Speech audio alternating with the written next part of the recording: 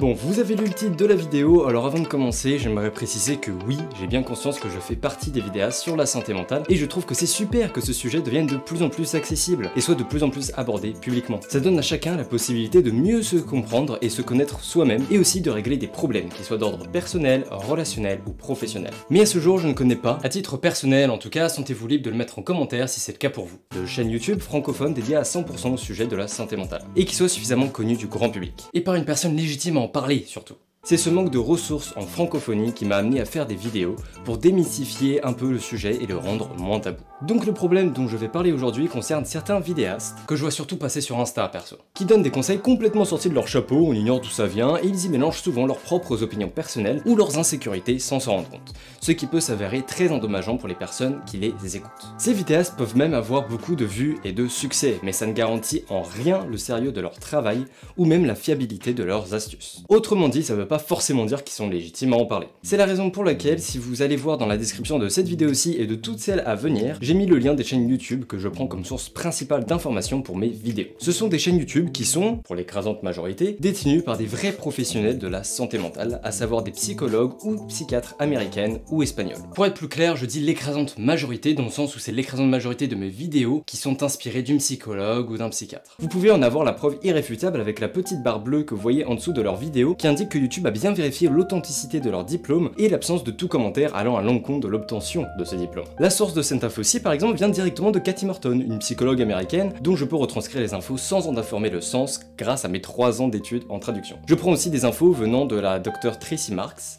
une psychiatre américaine. Pour ceux qui le savent pas, on dit docteur pour une personne ayant un doctorat, ce terme n'est pas réservé qu'aux médecins généralistes, et du coup l'appellation docteur pour désigner un médecin est ce qu'on appelle en sciences des langues un abus de langage. Désolé, parler de mes études de traduction, ça me donne des pulsions. Et les 2 sources d'informations un peu plus secondaires que j'utilise viennent de la chaîne Claudia Nicolasa Psicologia, qui est détenue par, comme vous l'aurez deviné, une psychologue espagnole, qui fait surtout des vidéos sur la vie de couple, la séduction, ce qui fait qu'on est attiré par telle ou telle personne, etc. etc. Vous avez compris l'idée. Et la dernière source vient de la seule chaîne non détenue par un quelconque professionnel de la santé mentale, et qui n'est d'autre que Charlie Hooper, voilà, je vais bien dire les françaises comme ça, de la chaîne américaine Charisma on Command, qui parle uniquement des interactions sociales. Donc c'est notamment son contenu dont je m'inspire pour les vidéos sur la séduction et les vidéos un peu plus légères, comme ça vient pas directement d'un professionnel. Et en plus, je fais de mon mieux pour recroiser les infos ailleurs, ou même sélectionner les infos que je savais déjà vraies. D'ailleurs, ils se basent eux-mêmes beaucoup sur les recherches faites en sciences sociales, en sciences humaines et en psychologie. Je le sais parce qu'il arrive souvent que je connaisse certaines de leurs infos grâce à mes propres recherches. Donc je trouve leur contenu assez fiable, même si je prends plus de précautions avec eux, comme ils parlent aussi souvent de leur propre expérience. Ce qui encore une fois peut être très utile, hein. Mais il faut toujours faire attention à ne pas trop se baser là-dessus pour pas donner des conseils adaptés à une situation bien précise, à un conseil qu'on appliquerait à tout et n'importe quoi. C'est de toutes ces chaînes que je tire la plupart des infos que je vous partage, sinon ça peut venir de livres que je lis comme celui de John Navarro, un ex-agent du FBI dont je lis le livre en ce moment et qui traite du langage non verbal. Je peux pas vraiment vous montrer comme il est dans un carton de déménagement que j'ai déjà refilé à un ami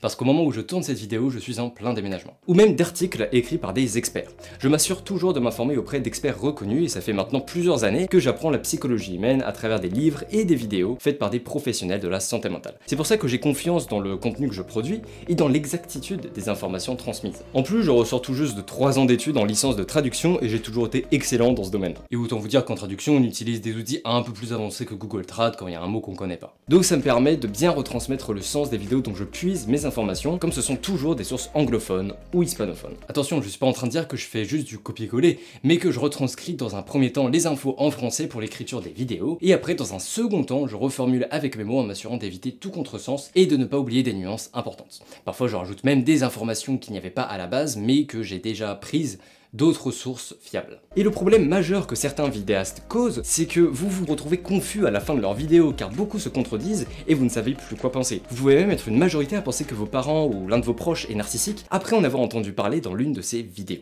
Il y en a même qui vous offrent un programme payant, bien sûr, en vous promettant que ça va miraculeusement soigner votre dépression ou votre trouble de l'alimentation. C'est très problématique et personnellement ça me dérange vraiment beaucoup parce que même un professionnel de la santé mentale ne peut vous assurer une telle chose. Personne ne peut vous assurer un truc pareil. Il n'y a pas de remède ou de manière de penser miracle pour soigner ce genre de choses du jour au lendemain, et ça demandera toujours un travail personnel sur le long terme de votre côté dans tous les cas. Bien sûr, on devrait idéalement tous être payés pour le travail qu'on fait. Le red flag ici, c'est s'il propose des solutions un peu trop miracles, comme ça, sur des problèmes aussi profonds et complexes, et sérieux. Ou s'il n'offre pas gratuitement certains conseils pour qu'on puisse s'assurer de l'efficacité de leur formation avec un avant-goût en quelque sorte. D'ailleurs, même les vidéos faites par des professionnels de la santé mentale ou par moi-même, comme je retransmets directement leurs informations, peuvent être trompeuses. Même si les informations sont correctes, elles s'appliquent pas forcément à tous de la même manière, ou même tout court. Par exemple, si je fais une vidéo sur les relations toxiques et que vous reconnaissez dans un ou deux signes, vous pourriez en conclure que votre relation est vraiment toxique en dramatisant votre situation, et vous pourriez suivre le conseil ultime que je donne dans ce genre de vidéo, qui serait de couper les ponts en dernier recours, sans même en avoir parlé avec la personne concernée ou avoir tenté de simplement prendre un peu de distance. Au final, ça peut donc endommager vos relations et votre santé mentale. Donc attention aux conseils que vous entendez,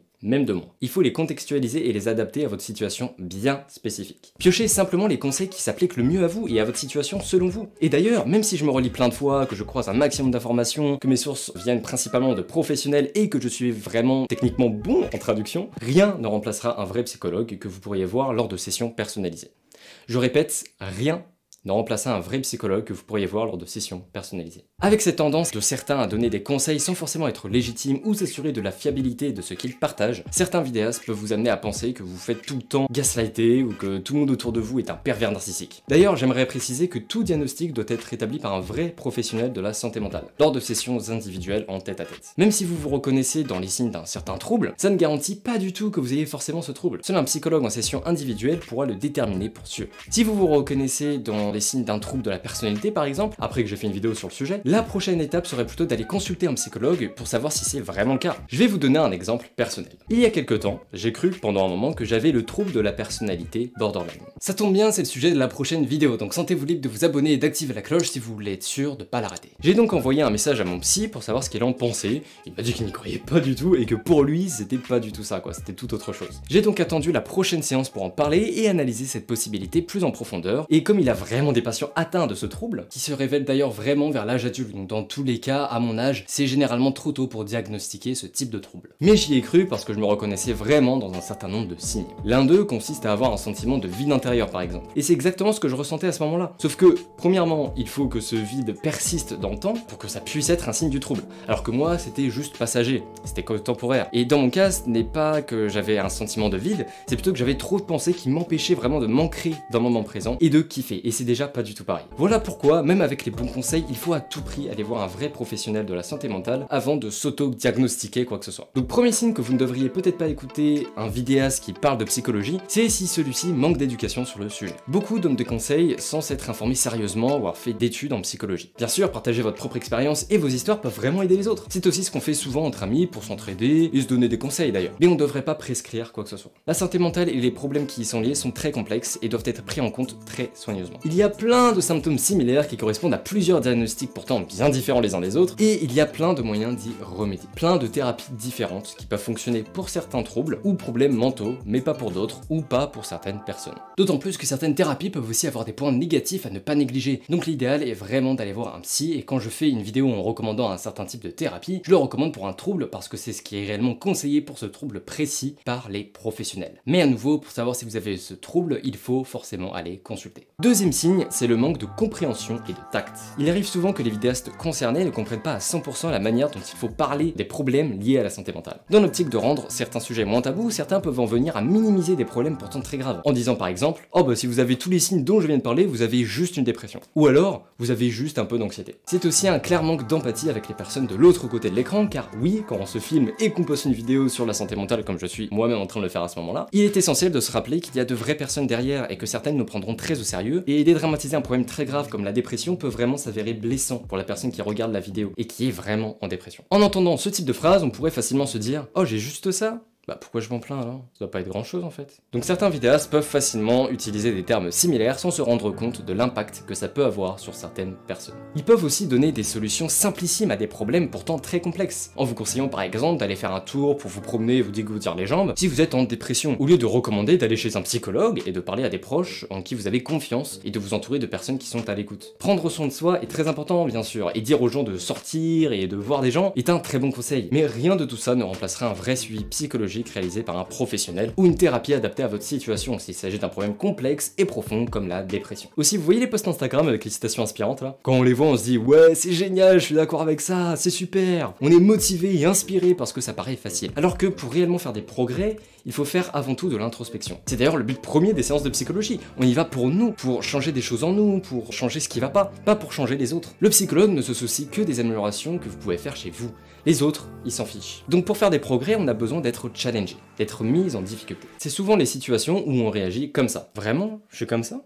Il y a une part de vérité là-dedans? Vous voyez, c'est des phrases qui nous plaisent pas trop sur le coup, mais qui peuvent bel et bien être vraies. C'est surtout que ça fait pas plaisir à entendre parce que c'est pas très flatteur. Ça nous fait réfléchir et ça peut potentiellement nous faire grandir et nous aider à changer dans le bon sens. Cela dit, ce n'est à personne d'autre que vous-même de définir qui vous êtes. De donner ce pouvoir-là à personne, car on pourrait facilement s'en servir pour vous manipuler.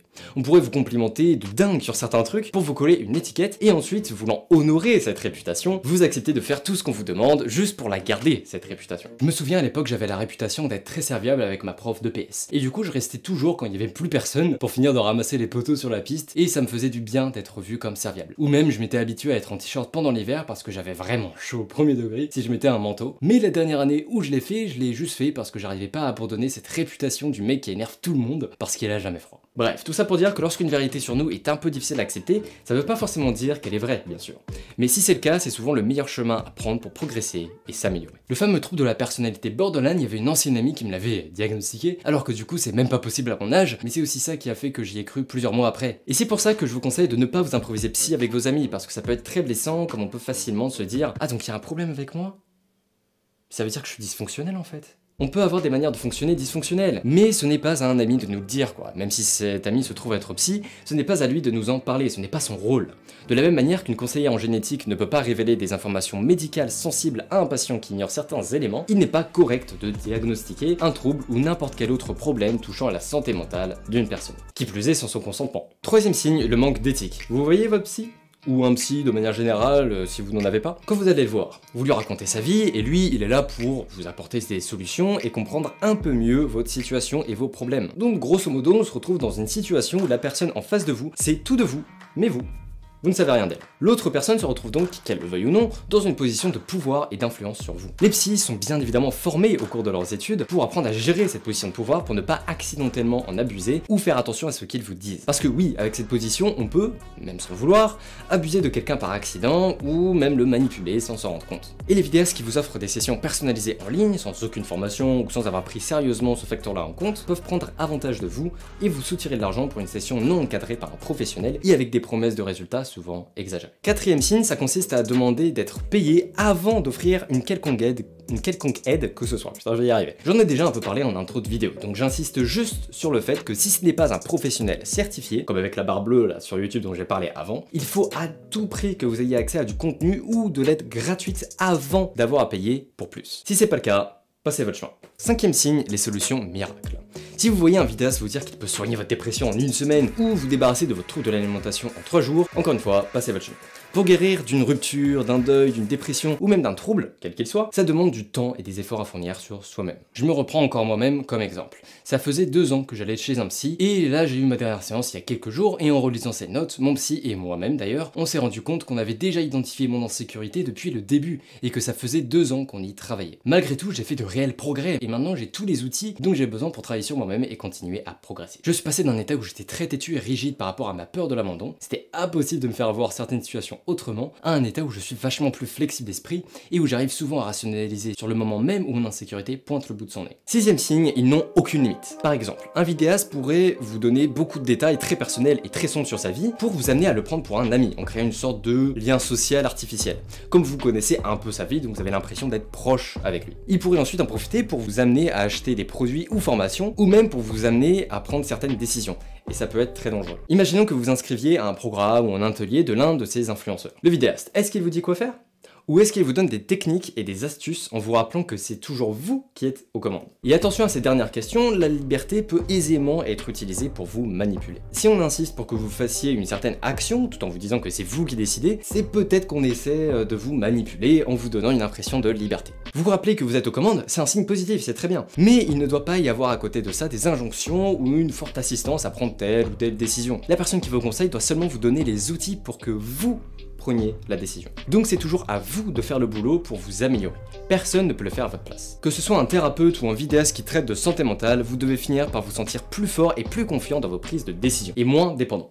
Ça, c'est beaucoup plus sain comme résultat que de vous donner des solutions miracles et de vous faire croire que quelqu'un d'autre que vous-même peut régler votre propre problème ou prendre les décisions à votre place. C'est seulement à partir de cet état d'esprit que peut venir une vraie guérison, et un vrai changement positif. Même si les vidéastes sur la santé mentale comme moi peuvent beaucoup vous aider pour vous motiver et vous rendre plus confiant, il faut toujours faire attention aux conseils qu'ils vous donnent et s'assurer de leur fiabilité. Bon, malheureusement, pour vérifier les miennes, il faut être trilingue. Mais en tout cas, les sources sont là et comme je vous ai dit en début de vidéo, même si vous ne comprenez pas, vous pouvez aller voir la petite barre bleue qui apparaît en dessous de leur vidéo sur YouTube. Après, vous avez juste à me faire confiance pour la traduction. Et voilà. Sinon, vous pouvez aussi faire des recherches vous-même et tenter de croiser les infos pour plus de sûreté. Dans tous les cas, avant de commencer à prendre quoi que ce soit, en termes de traitement et de médicaments, je veux dire, ou même à essayer certains types de thérapies, allez consulter votre psy et ça m'inclut aussi. Pensez pas que je m'exclus de tout ça. Surtout comme je suis même pas psy et que je fais pas d'études pour, je donne des conseils et des astuces, mais l'idéal serait de les utiliser pour compléter ce que votre psy vous donne déjà comme outils et comme conseils. Ces vidéos sont aussi là pour attirer votre attention sur certains problèmes que vous avez peut-être et que vous ne soupçonniez pas jusqu'ici. Mais en parlant avec votre psy, seul lui ou elle sera capable de produire des diagnostics et de travailler avec vous sur ces problèmes, si vous les avez bel et bien. Prenez et appliquez seulement les conseils qui s'appliquent à vous et qui sont adaptés à votre situation. Je m'attends pas à ce que tous ceux qui regardent cette vidéo appliquent absolument tous les conseils que je donne aveuglément. Il est important de sélectionner ce qui peut potentiellement vous être utile à vous. Et pour beaucoup, surtout avec la précarité de la vie étudiante pour les jeunes et l'inflation pour les gens de manière générale, il est normal qu'aller voir un psy n'est clairement pas une priorité pour bon nombre d'entre nous, ou qu'on n'en ait pas les moyens tout court, même si on voulait y aller. C'est aussi pour ça que je fais ces vidéos et que je trouve qu'il est important d'en parler et de donner des bons conseils, techniques et astuces gratuitement sur internet. Car qui sait, vous pouvez très bien trouver votre bonheur dans ces vidéos et régler votre problème vous-même. Sans l'aide d'un psy, même si ce sera souvent plus long et plus difficile, comme vous n'aurez pas de suivi personnalisé. Et dans certains cas, vous pourrez même rien faire sans l'aide d'un professionnel. Mais pour des problèmes très généraux comme l'anxiété, le fait d'apprendre à gérer ses émotions, ou même la séduction par exemple, ce sont des domaines pour lesquels vous pouvez sans danger utiliser la plupart des outils et conseils donnés de manière autonome sans avoir à consulter un psy. Et encore heureux parce que s'il fallait consulter un psy pour se mettre à draguer, on serait bien endetté quand même. En tout cas, j'espère vous avoir aidé à y voir plus clair chez les vidéastes de la santé mentale. Si c'est le cas, je vous invite à laisser un j'aime en dessous de la vidéo. Vous pouvez aussi aller voir cette vidéo pour apprendre à bien débattre avec une personne têtue ou aller voir la vidéo dans la fiche en haut à droite de votre écran pour arrêter de douter de soi. En attendant, restez authentiques et prenez soin de vous. À bientôt. Ciao.